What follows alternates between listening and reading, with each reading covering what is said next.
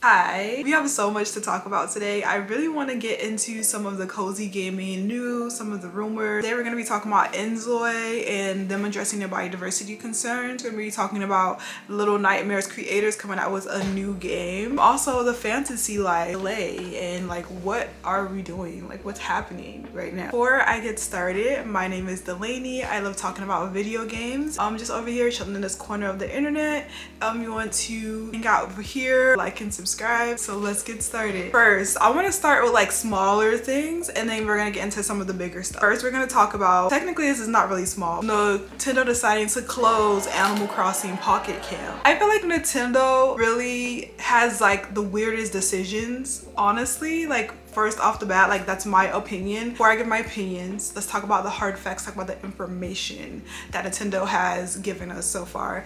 Okay, so Nintendo says that they are going to be closing down Animal Crossing Pocket Camp November 28th. They're going to be cycling through some of the in-game events and updates until that date. They said that the Leaf tickets that you may have purchased, that you should also be spending them before this date, but they're also going to suspend you being able to like do purchases and subscriptions a little bit before that. Yeah, and then they said they're going to be doing like a one-time purchase app where you can transfer your save data over to it, but you won't get any of the online capability. I know there's like online capabilities with like camp visits and things like that, and those things won't be available. So it kind of is just like whatever you have in game that you can use. So honestly, for me, I actually don't play Animal Crossing Pocket Camp. I did start playing it a little bit in like 2020, but I kind of fell off because like I've always said I'm not like the biggest mobile gamer because you have to really keep up with it. I know that Animal Crossing in general is fandom loves anything Animal Crossing puts out, and I know that especially with Animal Crossing Pocket Camp, a lot of people are still playing. So I feel like it's been like 7 years for Animal Crossing Pocket Camp since it released. But I just think that Nintendo just makes the weirdest decisions when it comes to like their IPs. I feel like especially like with Animal Crossing, it's like they're allergic to money. I know like literally Animal Crossing fans will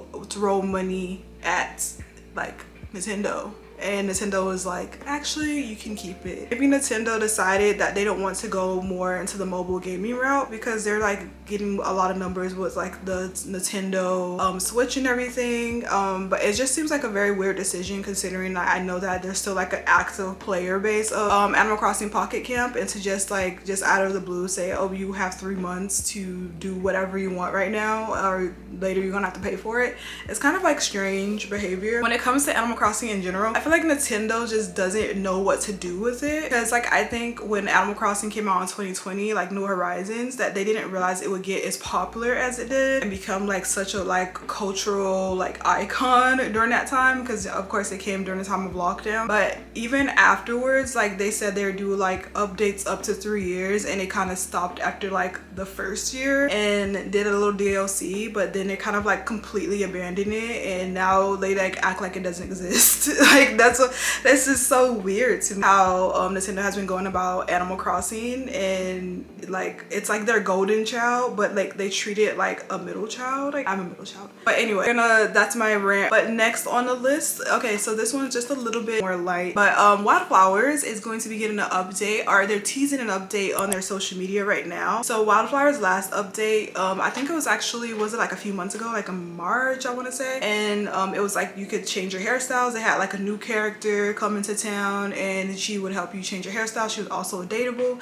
So I'm wondering, with this new update, one of their posts is like a meme talking about fixing the lighthouse, and I know they've talked about on their social media a lot about the lighthouse being fixable later on in updates. So it looks like it's finally going to be happening. What I'm curious about is there's going to be a new character added to this lighthouse update, and I'm super interested in that. I think I've always said how much I love Wylde Flowers, and I think that it's such a great cozy gaming gem that I feel like everyone needs to be playing. But I'm really excited because, you know, I just really love Studio Dry Rot, how receptive they are to like giving updates to Wylde Flowers. Like they could have easily have just made this game and then just kind of like, okay you guys, that's it, but they're actively doing updates, and I do know that they're working on a new game as well at the same time. So it's just really awesome to see the devs like still putting love and care into Wylde Flowers. So next on the list, the developers of Inzoi have addressed the biodiversity issue, put out a statement in general about diversity diversity. Inzoi recently released their character creator demo, but since the release of it, I know like everyone has been trying it out and looking at the character creator and seeing all the things that you can do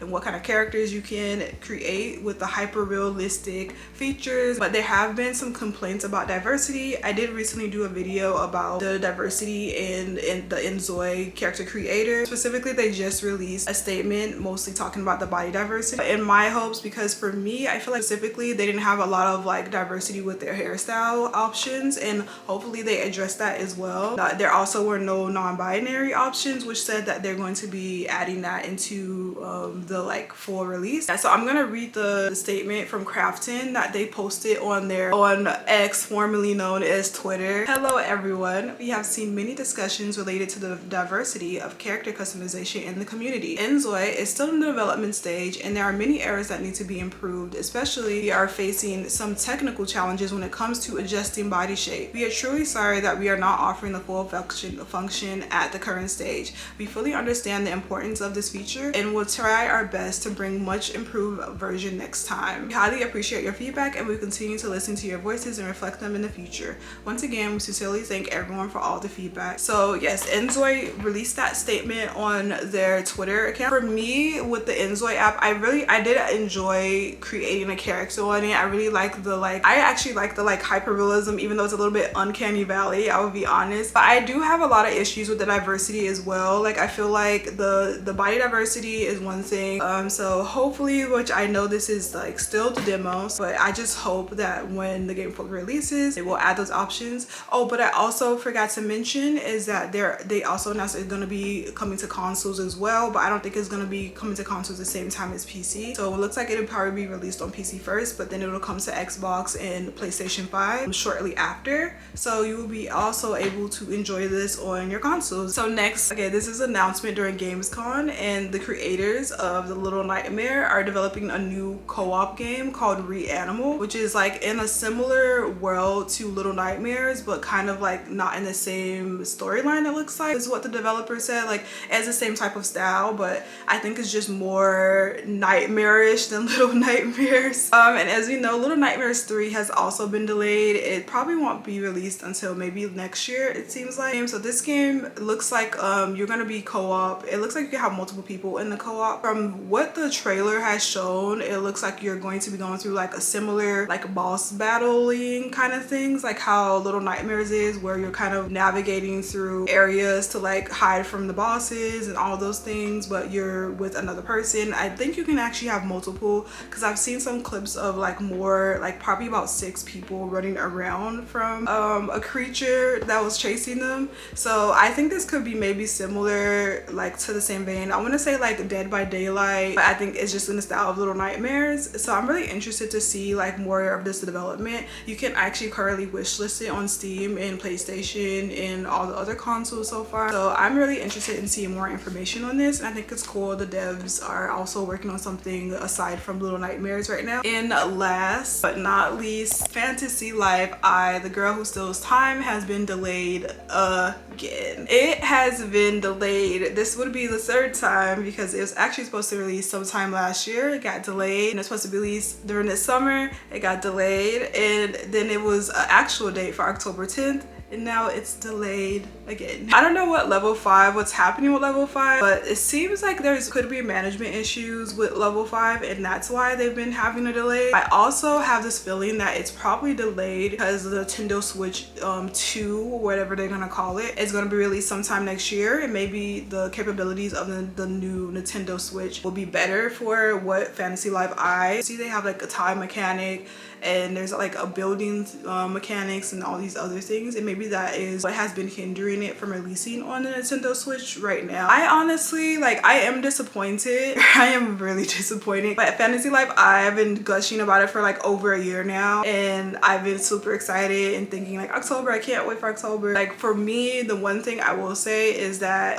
delays happen, but as long as we end up getting the game. But the other thing is, you know, let's give the devs some time to work and craft and curate the best vision that they have for us to be able to play it so we aren't disappointed, you know. So I don't want to rush the devs, because in a world where the games still get pushed out regardless of whether the devs know like are finished or not, I rather a game that is fully baked than a game that's half baked and is not gonna run well. So hopefully we get it sometime next year. But they also are going to be having more information about Fantasy Life I. There's like a level 5 Children to the World's Children event that's supposed to be coming out. It said summer, and technically this is a little bit past that, so I don't know if that's also delayed, which is kind of ironic. But they're gonna be making a more formal, I guess, announcement and like giving more information about the delay. It seems like, fingers crossed that we eventually get Fantasy Life, and it's everything that we hope for is what I'm hoping for. What do you guys think of all this gaming news?